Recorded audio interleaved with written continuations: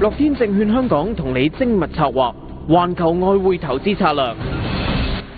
好啦，繼續翻到嚟啦嘛，星期一呢一個環節啦嚇，咁啊又咧就有身邊咧有樂天證券嘅香港外匯策略師洪俊傑啦，Ken 早晨啊，早晨，係啊嗱，咁我哋要關注咧就係美國嘅數據先啊嚇，因為咧美國方面出個非農就業職位，哇相當之靚啊嚇，搞到我哋個心而家嚟咗港股嗰度，因為頭先上到22,400啦嚇，咁啊先留意翻呢，就係個勞工部嗰個上個禮拜五咧嗰個數據先嚇，咁啊就係美國方面呢7月份嘅新增嘅非農就業職位咧有成255000個咁多，咁啊超過咧就係市場嘅預期嘅。6月份嘅新增職位咧都上調去到增加292000個嘅。嗱，今年之內甚至就係9月份嘅加息機會咧，係咪即時又即係增大咗咧？其實其實如果你話睇翻嗰個機會，相對嚟講，通常有數據比較好利好嘅話，都會即係憧憬翻嗰個即係美聯儲加息嗰個即係預期㗎啦。咁呢個就一定會。咁但係即係到最終可能去到9月或者12月嗰個即係成個經濟發展會係點樣樣咧？咁就仲要睇其他即係到時嗰個情況嘅。咁但係暫時嚟講，你話如果睇翻即係參考翻即係之後期貨嗰邊嘅 Fed Fund Rate 嗰個參考指數啦。咁大概如果你話睇翻9月份去加息嘅話咧，而家暫時可能 around 都係15% 嘅啫，咁就唔算高嘅係啦。咁如果你睇翻12月嘅話咧，大概會有即係40%左右。咁而家大家都可能憧憬翻，可能仍然維持翻喺12月嘅時候先有機會加息㗎啦。咁啊，相比起之前嚟講，即係譬如你睇翻非農公佈之前啦，咁其實嗰個變化唔係話十分之太大，係啦，咁啊其實我諗都有幾個原因，可能即係會影響到即係美聯儲加息嘅決定咁，包括咗就係可能其他央行即係各國嘅央行啦，都有一啲即係寬鬆嘅政策，咁變咗其實如果佢其他央行喺度寬鬆，佢突然間加息嘅話咧，咁就會可能會有一個比較大嘅一個即係經濟落差出現咗喺度，咁變咗我諗即係美聯儲對於即係加息嗰個情況咧，都應該會比較謹慎少少先，咁啊暫時嚟講，我諗相距對於即係9月去，即係12月去加息嘅話咧，咁真係要睇翻未來呢即係呢幾個月大概4個月嘅時間去發展翻嗰個經濟情況會係點樣？即係如果其實話睇翻可能其他美國經濟數據真係持續都係做得咁好，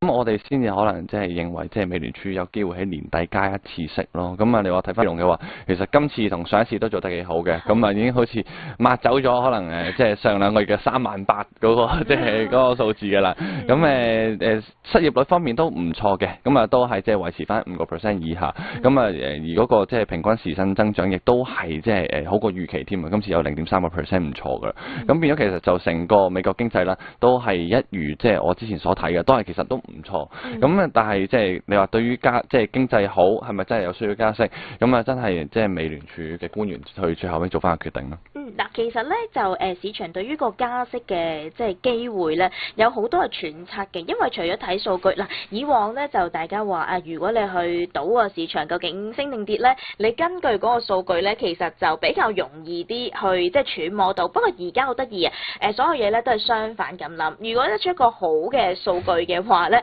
咁咧就係話佢未必即係因為又要頭先好似阿 Ken 咁講，又要睇住英國啦、歐洲啦、日本啦嗰個放水嘅力度啦。好數據係咪即係代表加息咧？係咪一定會咧？又未必。嗱，仲有個美國總統大選咧喺度擋住，因為11月份嘅時間。咁你9月頭先提到，得15% 嘅人咧估會加，可能咧就係華爾街啲人都一樣喺度諗緊，哎呀，如果即係加咗嘅話，會唔會即係影響到嗰個即係大選個氣氛咧，同埋點樣咧？而家開始咧亦都講緊一個即係佢哋嗰個政黨更替，因為本來而家即係奧巴馬啦嚇，咁就個市又行得咁好啦，通常咧就唔會咧突然間轉翻去共和黨嗰邊嘅，一路有佢繼續可能希拉里繼續做咧，咁就當會行得好，因為過去咁多年嘅總統大選咧，如果經濟好嘅話咧，只係得3次咧會係政黨更替嘅啫，通常都唔會咁樣做，所以而家大部分即係我琴晚睇一啲嘅賭博公司咧嘅賠率咧，希拉里嘅即係賠率咧係1.3倍，咁至於咧特朗普咧大約係3倍幾左右嘅，咁所以而家個風都係偏向喺希拉里嗰嗰邊，冇辦法，因為要睇晒全球嘅嘢咧，要睇埋賭博公司，係啦。咁而家連奧運都有賭添，咁係啦。咁所以就喺個9月份嗰個加息機會方面，除咗睇數據咧，其實仲有好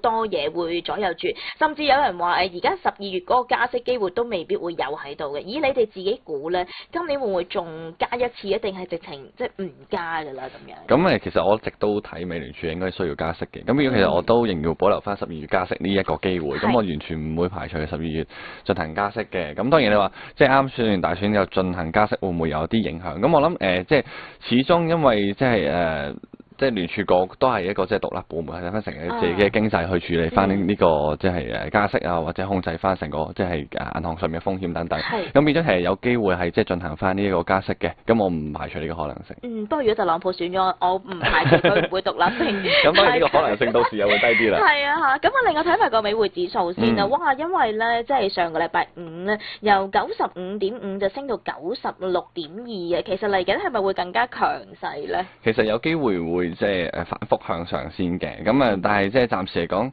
都係處於即係可能一個即係小型嘅反彈之中先係啦。咁因為今個禮拜其實個重要數據唔係好多嘅，咁變咗其實就好難會刺激到嗰個美金會有一個大幅上升住。咁暫時嚟睇，我哋都見到嗰個美匯指數有 around 而家係即係96.2附近啦。咁變咗其實有機會即係都係可能喺即係96至97之間即係徘徊一陣先嘅。好啊嚇，咁另外提一個 yen 先啦嚇，有分析就話咧，美國經濟數據咧令到環球資金追捧一啲嘅風險資產啊，投資者買 yen 嘅意欲咧就減低咗嘅。美元對日元由上個禮拜二嘅100日元低位咧就反彈嚇，去到禮拜一早段咧就去到102.13呢一個位置，咁而家係102.12啦，都係呢個水平嚇。個 yen 會唔會進一步貶值咧？其實如果睇翻個 yen 個貶值咧個情況，短期嚟講有呢個可能性先嘅，暫時嚟講，因為都係處於100呢個位置都比較重要嘅。咁大家呢個心理關口即係依然都係即係未破到啦。咁變咗其實可能有機會咧個 yen 會走翻弱少少。咁你話如果進取啲，可能會睇翻即係106附近嗰啲位置添嘅。咁但係即係如果你話即係保守啲，咁有機會走弱翻，可能去翻即係103.8附近嗰啲位置先。咁有機會係會嗰個情況係會個 yen 會走弱翻啲，因為始終嗰個即係避險情緒可能都開始有少少放緩嘅。係啊，好咁睇下係咪真啦？因為你話避險嘅情緒放緩，就睇下會唔會個市場方面咧就真係個風險胃納嗰個提升嚇。睇埋個鎊先，因為上個禮拜4多得嚇，即係英倫銀行咧嚇就係減息啦嚇，又下調咗出年個經濟預測啦。相反，美國嘅就業數據就比市場預期咧係更加強嘅。咁市場憧憬啦嚇，英倫銀行咧會再更加咧出更多招數咧，行一個寬鬆嘅政策嘅措施嘅。英鎊會唔會再進一步咧，即係有一個貶值嘅空間喺度咧？長遠嚟講，一定係會持續係喺翻嗰個貶值嗰個方向睇嘅，因為其實你話始終即係英國公投即係脫歐嗱咁樣，但係暫時嚟講都好似冇乜新嘅消息嘅。係啦，咁變咗最後尾我哋應該要同翻即係見到即係英國政府嗰邊同埋即係歐盟即係嗰邊去傾翻一啲即係實質嘅情況。咁到時咧，我諗都會影響到英鎊嘅走勢。咁變咗其實英鎊就未跌定㗎啦，咁變咗你話會唔會繼續下行？我相信嚟講應該都會繼續下行。而當嗰個即係英鎊可能即係繼續貶值落去嘅時候咧，英國央行亦都即係因為都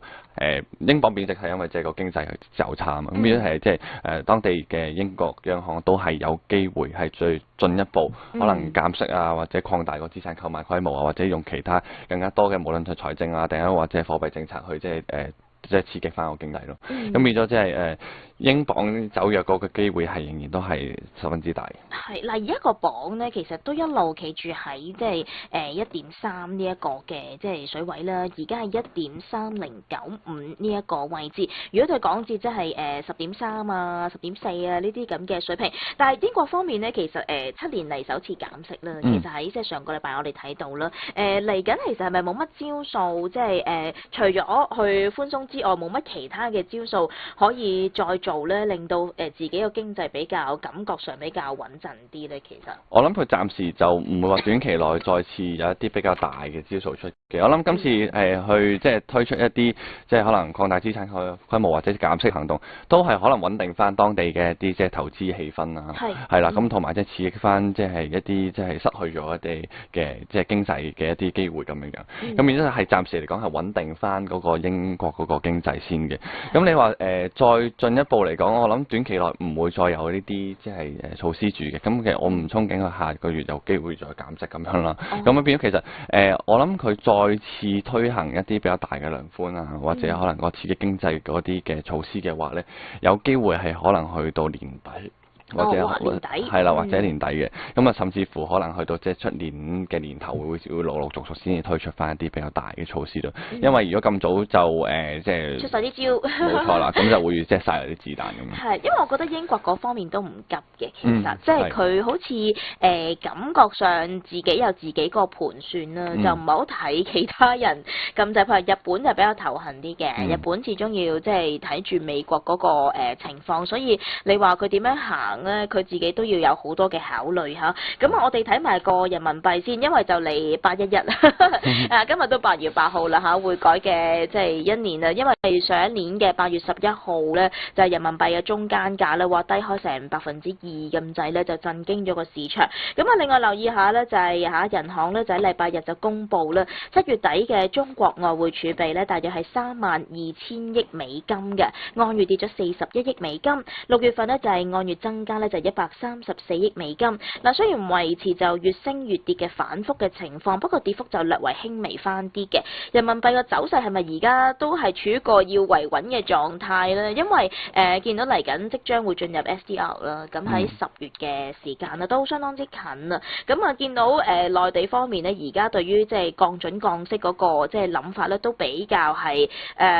唔做好過做嘅。咁原來話擔心緊，如果係話降準嘅話咧，擔心人民幣咧會有一個即係繼續貶值嘅情況。咁所以其實而家喺呢段時間，人民幣係咪會穩定翻啲，定唔係要入 SDR 咧，都要跟翻個市場嘅走勢咧？我諗其實都貶值咗一段時間嘅人民幣係啦，累積都7至8%。係啦，咁變咗其實即係佢匯改之後，有機會可能個即係人民幣有翻一個比較大嘅走強方向都未定。咁啊如果你話睇翻嗰個即係儲備啊，同埋嗰個匯價咧，咁其實好大情況上最近嚟講呢1-2個月咧，都係即係變化唔係好大嘅啫。咁啊，亦都係同嗰個美匯指數嗰個走向係差唔多。咁即係嗰個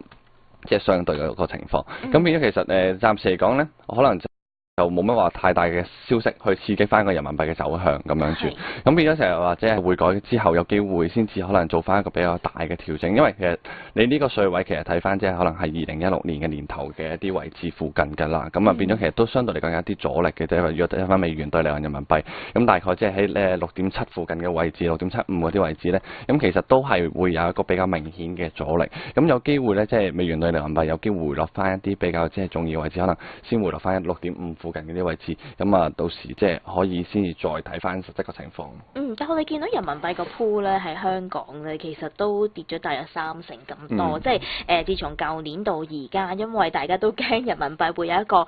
持續貶值嘅空間，同埋見到嗰啲人民幣嗰啲定存嘅息率咧，喺香港都開始即係低咗啲嘅，即係係啦回落翻啲，近嚟都有幾間嘅銀行都調低咗。其實係咪長遠嚟講，其實未必係一個繼續可以揸住嘅一個貨幣咧？如果係咁。長遠嚟講應該我諗如果你話睇翻你個長遠嘅定義有幾遠啦，咁啊即係我諗如果你話2-3年嚟講，咁人民幣要走強嗰個即係意志嗰個，都我諗都幾堅定嘅，咁啊變咗其實你話即係如果真係去做一個比較長線嘅趁低吸納去即係持有人民幣嘅，我諗係唔成問題嘅，咁而且而家個息口相對於其他主要貨幣嚟講都係當然係十分之高嘅，咁變咗其實你話如果長遠去投資人民幣，咁啊都係可以即係分段去即係趁低吸納翻。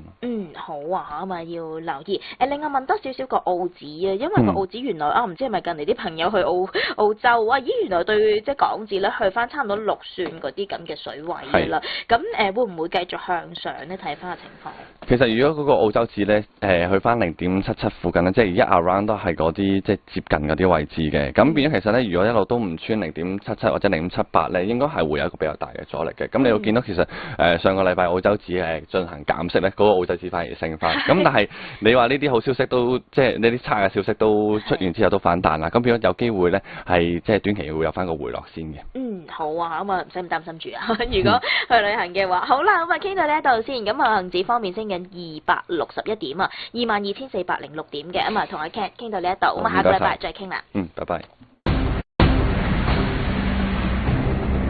環球外匯投資策略係由樂天證券香港贊助播出。